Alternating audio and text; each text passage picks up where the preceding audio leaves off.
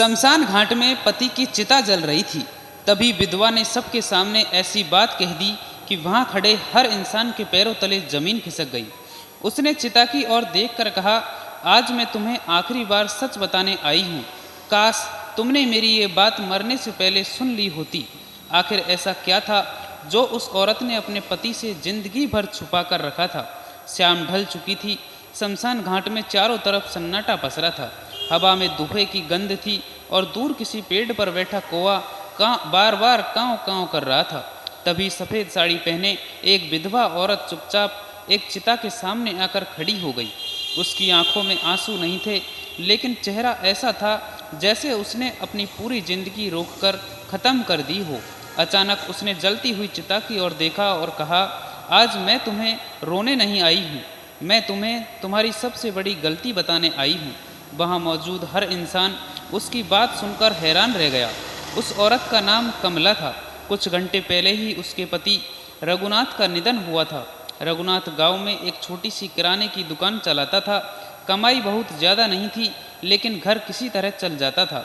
उनके 2 बच्चे थे, बड़ा बेटा मोहन और छोटी बेटी राधा। रघुनाथ बहुत मेहनती था, मगर एक आदत उसकी ज़िंदगी को धीरे धीरे खोखला कर रही थी। उसे लगता था कि घर में पैसा कम है, इसीलिए पत्नी और बच्चों की हर इच्छा बेकार है। कमला कभी अपने लिए साड़ी मांगती तो वह कह देता, अभी पैसे नहीं है। बच्चे स्कूल की फीस या किताबों के लिए कहते तो वह गुस्सा हो जाता, लेकिन कमला हमेशा चुप रहती। एक दिन राधा ने अपने पिता से कहा, बाबूजी, स्कूल में सब लड़कियां नई ड्रेस पहनेंगी, मुझे भी चाहिए। रघुनाथ ने गुस्से में कहा, तुम्हें पढ़ाई करनी है या कपड़े पहनने हैं? घर में पैसे पेड़ पर नहीं उगते। राधा की आंखों में आंसू आ गए। वह चुपचाप कमरे में चली गई। कमला ने बेटी को समझाया, बेटा, तुम्हारे बाबूजी बुरे नहीं है, बस परेशान है। लेकिन उस दिन कमला के मन में कुछ टूट गया था। समय गुजरता गया। मोहन पढ़ाई में बहुत अच्छा था। उसने शहर जाकर नौकरी करने का सपना देखा। एक दिन उसने पिता से कहा, बाबूजी, मुझे शहर के कॉलेज में दाखिला मिल सकता है, अगर आप फीस भर दे तो मैं पढ़ लिख कर बड़ा आदमी बनूंगा। रघुनाथ ने साफ मना कर दिया, मेरे पास तुम्हारे सपनों के लिए पैसे नहीं है। मोहन ने कुछ नहीं कहा। अगले दिन वह शहर चला गया और मजदूरी करके अपनी पढ़ाई शुरू कर दी। उधर राधा की शादी हो गई। कमला अक्सर पति से कहती, आपने बच्चों को बहुत कुछ दिया है, बस कभी उनके साथ बैठकर बात कर लिया करो। रघुनाथ हंसकर कहता, बच्चे बड़े हो गए हैं, अब उन्हें मेरी ज़रूरत नहीं। लेकिन उसे क्या पता था कि बच्चों को पैसों से ज़्यादा उसके एक प्यार भरे शब्द की ज़रूरत थी। फिर एक दिन रघुनाथ अचानक बीमार पड़ गया। बीमारी गंभीर थी। अस्पताल के डॉक्टर ने बताया कि इलाज लंबा चलेगा। कमला ने अपने गहने बेच दिए। मोहन ने शहर से अपनी जमा पूंजी भेज दी। राधा ने भी अपने घर से पैसे भेजे।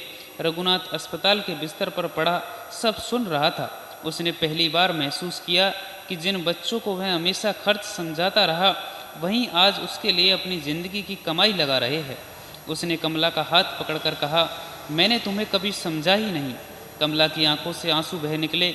आपने हमें बहुत कुछ दिया है, उसने कहा, बस अपना समय और प्यार नहीं दिया। कुछ दिनों बाद रघुनाथ की हालत बिगड़ गई। उसने मोहन और राधा को बुलाया। कांपती आवाज़ में बोला, मुझे माफ़ कर देना।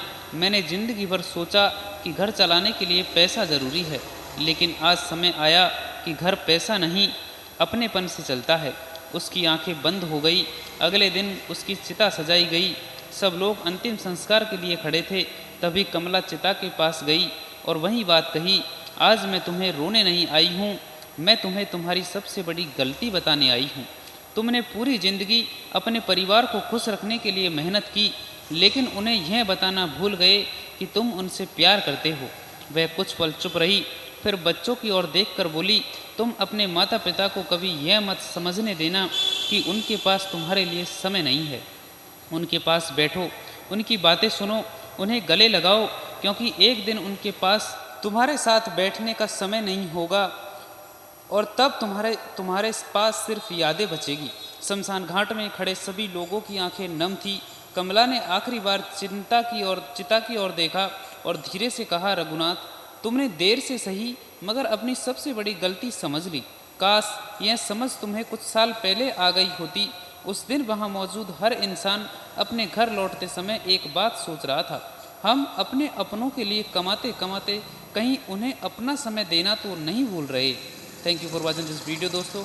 ये कहानी आपको पसंद आई हो तो प्लीज़ वीडियो को लाइक करें, अपने दोस्तों के साथ शेयर करें और साथ ही साथ फॉलो का बटन ज़रूर दबाएं। मिलते हैं नेक्स्ट वीडियो में, तब तक के लिए बाय बाय, राम राम।